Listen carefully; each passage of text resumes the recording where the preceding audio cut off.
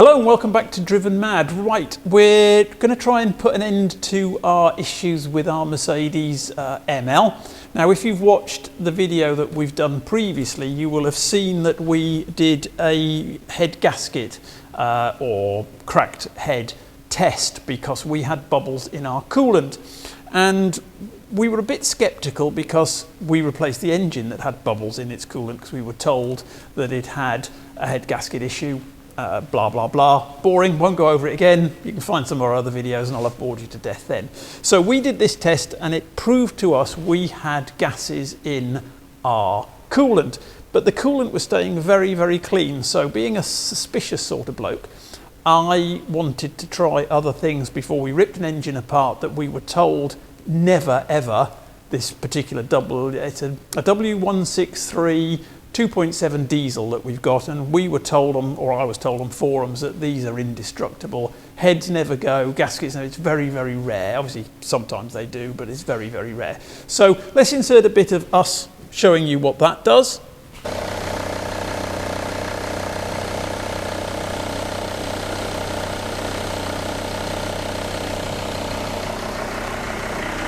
Well, that's gone very green to me.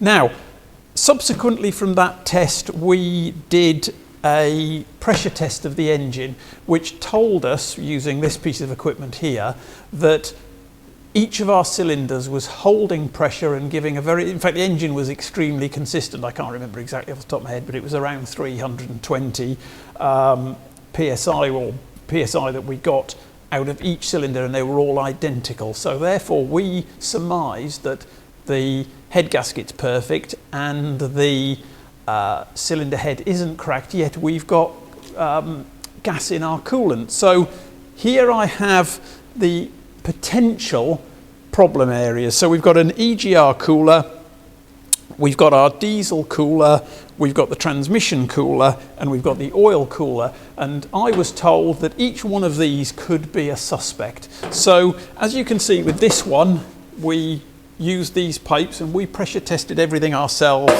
and we put a compressor in it, sprayed ourselves in diesel, sprayed ourselves in oil, and we got to the point where all of these were perfect. So we were scratching our heads now, not having a clue what this could be.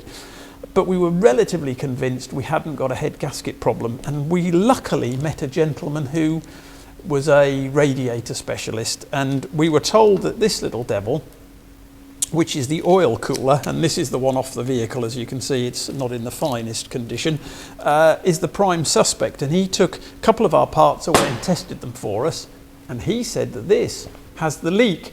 So happy days. So we're an engine replaced, we are stripped that engine again, and we replaced lots of parts because this was telling us we've got gases in our coolant, yet at the end of the day we're at a €120 part, could have solved, we've probably spent 5,000 or best part of 5,000 euros finding this was at fault, because everybody we spoke to on the first engine told us we've got a head gasket problem, and these are professionals, so we're bound to know. So what this episode is to tell you really is the vital thing you need to do before you strip your engine apart is pressure test it. Do not rely on this thing.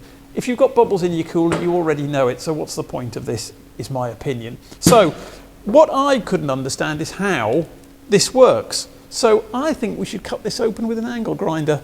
Let's do it. So first thing I'm going to do, I think I'm going to cut it in half just to see if water, because if water goes in there and comes out there, it doesn't look like it can go fully through there. So let's cut it and find out.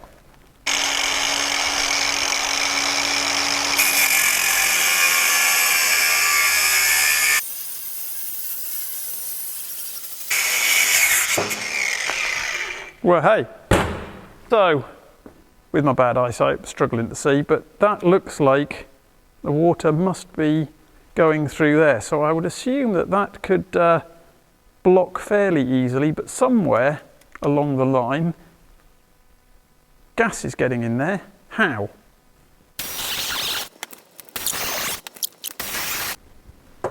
So what does that tell us?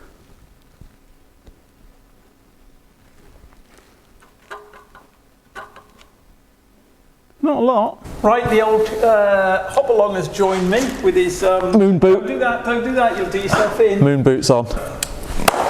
I don't think we've learned a lot here. We wanted to know how that worked, and we now do, because it seemed so small to me that I couldn't see how water went through that. No, but I now do, and it also makes me very intrigued, and I suppose these are why these are so faulty, that if you've got dirty coolant. You're going to kill this. Yeah, that'll block keep up. Your coolant clean is the first recommendation we'll give you. Now this was tested and it was told to us it was faulty. We cannot see how, because obviously coolant goes through here, it's cooled down as you drive, and then that goes somewhere into the engine to cool the oil. How exhaust gases could get from this into our coolant beyond us. Not a clue. No. Beyond us, because this did tell us that it's exhaust gases, so it's not just any old liquid. The problem that we've got is we've put a new transmission cooler on, which we're told could be the issue, and we've put a new, we've exchanged, so it wasn't a new one, we've exchanged the diesel cooler and the EGR cooler. So we've had two new to us but used parts of them, and these two are new. Because we're convinced we transferred the problem over from engine to engine, which means it's not the engine, it's one of these parts. But we can't tell you which it is.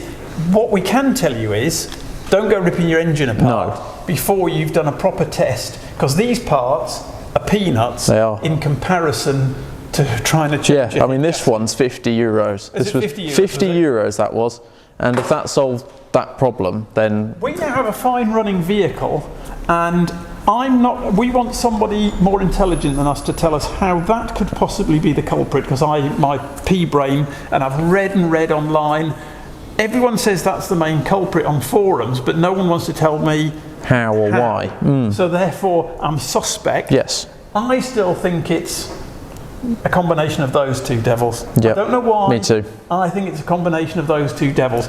But anyway. But certainly get it checked out before you rip into the engine like we did. Yeah, well, and one of the other keys that you can take away from us is our coolant remained crystal clear. It did. It didn't get filthy. Nope. Went a bit milky with the bubbles, but when you turned it off, it went clear again. So that was just purely the actual air in it. So it wasn't filthy oil coming from the head, the engine, and that was the culprit. But that they advertised this rapid engine leak detector. If you've got it, you've got a head gasket. So I don't think that's. I think they're being very specific on what your problem is. So that I don't like that. No, I'd almost. If you've got bubbles in your coolant, you know you've got bubbles in your coolant. Don't waste your money on that. Just go straight for a compression test. Like we did, borrow somebody's compression tester. So that is it. But if anyone knows how this specific oil cooler works, pop it down in the comments below, because we'd like to know. Yeah, because I can't believe in my pea brain I can't see how exhaust gases are getting into that. From that, I can't see it. No. And I've cut it open to try and answer my question, and I'm none the wiser. None the wiser. Nope. So I enjoyed cutting it open. Nope. So we'll end the video here, and we'll say Happy New Year. Hope you all had a good New Year. And a healthy and peaceful one, I think. Yes. So we'll catch you in the next video. We'll have a little outro of Mick zooming down the road, and we're going to take him for a spin. Thank you.